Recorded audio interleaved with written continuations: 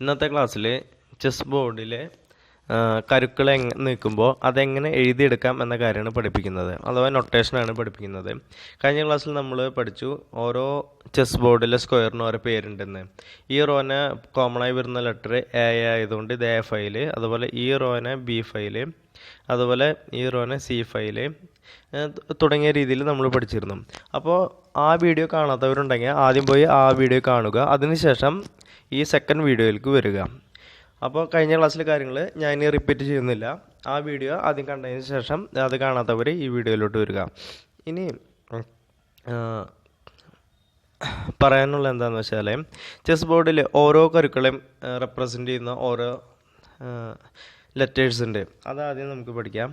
കിങ്ങിനെ represent ചെയ്യുന്നത് K എന്ന ലെറ്ററാണ്. കിങ്ങിനെ represent ചെയ്യുന്നത് കെ, ക്യാപിറ്റൽ ലെറ്റർ കെ. അതുപോലെ ക്യൂവിനെ റെപ്രസെൻ്റ് ചെയ്യുന്നത് ക്യൂ എന്ന ലെറ്ററാണ്. ഇത് നിങ്ങൾ എഴുതിയെടുക്കുക. അതുപോലെ റൂക്കിനെ റെപ്രസെൻ്റ് ചെയ്യുന്നത് ക്യാപിറ്റൽ ലെറ്റർ ആർ ആണ്. അതുപോലെ ബിഷപ്പിനെ റെപ്രസെൻ്റ് ചെയ്യുന്ന ലെറ്റർ ക്യാപിറ്റൽ ലെറ്റർ ബി ആണ്. അതുപോലെ നൈറ്റിൻ്റെ സ്പെല്ലിങ് KNIGHT എന്നാണ്, പക്ഷെ പ്രൊനൗൺസ് ചെയ്യുന്നത് നൈറ്റ് എന്നതാണ്. അപ്പോൾ അതിനെ റെപ്രസെൻ്റ് ചെയ്യുന്ന ലെറ്റർ എടുത്തേക്കണേ ക്യാപിറ്റൽ ലെറ്റർ N. അതുപോലെ പോൺസിനെ റെപ്രസെൻ്റ് ചെയ്യുന്ന ലെറ്റർ ക്യാപിറ്റൽ ലെറ്റർ P ആണ്. അപ്പോൾ ഒന്നും കൂടി നിങ്ങൾ ഈ കാര്യം ഒന്ന് ഓർത്ത് വയ്ക്കാം.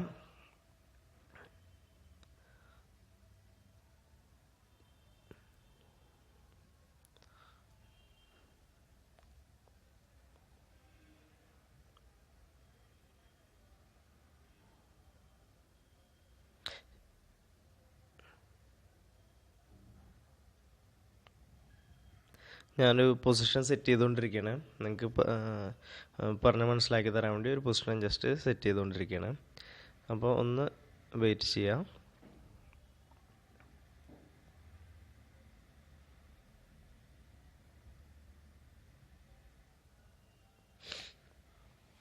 ഓക്കെ, തൽക്കാലം നമുക്ക് ഇങ്ങനെ ഒരു പൊസിഷൻ വെച്ചിട്ട് നോക്കാം. ഇപ്പോൾ ഈ പൊസിഷൻ കണ്ടില്ലേ, ഇതിലിപ്പം ഞാൻ വൈറ്റിൻ്റെ റൂക്കിനെ എടുത്തിട്ട് ഇങ്ങോട്ട് വെച്ചു. ഇതിനെങ്ങനെ എഴുതാമെന്നറിയാം. റൂക്കിനെ റെപ്രസെൻ്റ് ചെയ്യുന്ന ലെറ്റർ ആറ്, അത് ഏത് സ്ക്വയറിലോട്ട് വെച്ചു? H3 എന്ന സ്ക്വയറിലോട്ട് വെച്ചു. അപ്പോൾ അതിനെ ഷോർട്ടായിട്ട് എഴുതുക RH3. അതായത് ഏത് കരുവിനെയാണ് നീക്കിയത്, ആ നീക്കിയ കരുവിനെ റെപ്രസെൻ്റ് ചെയ്യുന്ന ലെറ്റർ ആദ്യം എഴുതണം.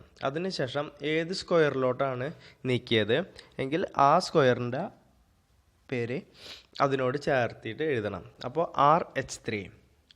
അപ്പോൾ RH3 ഇയാൾ വെച്ചു. ഇനി ഇയാൾ ഈ നൈറ്റിനെടുത്ത് ഇങ്ങോട്ടേക്ക് വെച്ചു. അപ്പോൾ കളിച്ച കരു ഏതാ? നൈറ്റിനെ റെപ്രസെൻ്റ് ചെയ്യുന്ന ലെറ്റർ ഏതാ? N. അപ്പോൾ N എഴുതി. ഏത് സ്ക്വയറിലോട്ടാണ് വെച്ചത്? ഇത് G എന്ന റോയാണ്. ആ G എന്ന റോയിൽ 5th എന്നുവെച്ചാൽ 5 എന്ന റാങ്കിലുള്ള സ്ക്വയറാണ്. അപ്പോൾ G5. അപ്പോൾ ഈ നീക്കത്തിന് എങ്ങനെ എഴുതും? NG5. അപ്പോൾ വൈറ്റ് എന്ത് ചെയ്തു എന്ന് വെച്ച് കഴിഞ്ഞാൽ ഈ പോൺ ഉപയോഗിച്ചിട്ട് ഇതിനങ്ങോട്ട് വെട്ടി. അപ്പോൾ എങ്ങനെ എഴുതുമെന്ന് ഞാൻ കാട്ടിത്തരാം. പോണിനെ റെപ്രസെൻ്റ് ചെയ്യുന്ന ലെറ്റർ P ആണ്. അത് വെട്ടിയത് എവിടെ ഇരിക്കുന്ന കരുവിനാണ്? G5 ഇരിക്കുന്ന കരുവിനെ വെട്ടി. അപ്പോൾ പോൺ ഇൻറ്റു G5 എന്ന് എഴുതാം. അപ്പോൾ P ഇൻറ്റു G5 എന്ന് എഴുതാം. പിന്നെ ചെസ് ബോർഡിൽ നൊട്ടേഷനിൽ ഒരു ചെറിയൊരു വ്യത്യാസമുണ്ട്. എന്താണെന്ന് വെച്ച് കഴിഞ്ഞാൽ പോൺസ് കുറേ ഉള്ള കാരണം കൊണ്ട് ഈ P എന്ന ലെറ്റർ ഒഴിവാക്കിയേക്കാണ്. ജസ്റ്റ് ഏത് സ്ക്വയറിലിരിക്കുന്ന പോൺ കൊണ്ടാണ് വെട്ടി എന്ന് മാത്രം എഴുതിയാൽ മതി. എന്ന് വെച്ചാൽ F ഇൻറ്റു G5 എന്ന് എഴുതിയാൽ മതി. ഇപ്പോൾ ഇയാൾ ഇതിനെ ഈ പോണിനെടുത്ത് ഇങ്ങോട്ടേക്ക് വെച്ചു. അപ്പോൾ നമ്മൾ സാധാരണ എന്തെന്ന് എഴുതുക? കളിച്ച കരു പോൺ. അപ്പോൾ P എന്ന് എഴുതി. ഏത് സ്ക്വയറിലോട്ട് കളിച്ചു? എന്ന സ്ക്വയറിലോട്ട് E4 എന്ന സ്ക്വയറിലോട്ട് കളിച്ചു. അപ്പോൾ PE4 എന്ന് എഴുതിയിട്ടുണ്ടാവും. പക്ഷെ നമ്മൾ പോൺസ് കുറേയുള്ള കാരണം ആ P ഒന്ന് ഒഴിവാക്കിയേക്കാണ്. അപ്പോൾ E4. അപ്പോൾ അങ്ങനെയാണെങ്കിൽ ഇയാൾ ക്യൂൺ കൊണ്ട് ഇതിനെ വെട്ടി. അപ്പോൾ എന്ത് എഴുതാം? Queen into E4. ഇയാൾ ഇതുകൊണ്ട് ഇതിനെ വെട്ടി. ഡിയിലിരിക്കുന്ന പോൺ കൊണ്ട് E4 സ്ക്വയറിൽ ഇരിക്കുന്ന കരുവിനെ വെട്ടിയ ഒന്നെങ്കിൽ D ഇൻറ്റു E4 എന്ന് എഴുതാം, അല്ലെങ്കിൽ D ഇൻറ്റു Q എന്നും എഴുതാം. ഇയാൾ ഇതിനെ ഇങ്ങോട്ട് വെച്ചു. അതെന്തായിരിക്കും? F3. Phone F3. അപ്പോൾ പി എന്ന് നമ്മൾ ഒഴിവാക്കിയിട്ട് F3 എന്ന് കളിച്ചു. ഇങ്ങനെ ഈ രീതിയിലാണ് നമ്മൾ നൊട്ടേഷൻ എഴുതുക. അപ്പോൾ നൊട്ടേഷൻ എങ്ങനെ എഴുതുക എന്നുള്ളത് ഒന്നുകൂടി ഞാൻ പറഞ്ഞുതരാം. ഏത് കരുവിനെയാണ് കളിച്ചത് ആ കരുവിനെ റെപ്രസെൻ്റ് ചെയ്യുന്ന ലെറ്റർ എഴുതുക. അതിനുശേഷം ഏത് സ്ക്വയറിലോട്ടാണ് കളിച്ചത് ആ സ്ക്വയറിൻ്റെ പേര് എഴുതുക. അപ്പോൾ നമുക്ക് ആ നീക്കം നമുക്ക് എഴുതിയെടുക്കാൻ സാധിക്കും. ഇന്നത്തെ ക്ലാസ്സിൽ തൽക്കാലം ഇത്രയേ ഉള്ളൂ. ഇതൊന്ന് മനസ്സിലാക്കി വയ്ക്കുക. ഇത് ഇത്രയും നേരത്തെ പഠിപ്പിച്ചത് എന്താണെന്ന് വെച്ച് കഴിഞ്ഞാൽ തുടർന്നുള്ള ക്ലാസ്സുകളിൽ ഒരുപാട് കാര്യങ്ങൾ പഠിപ്പിക്കും.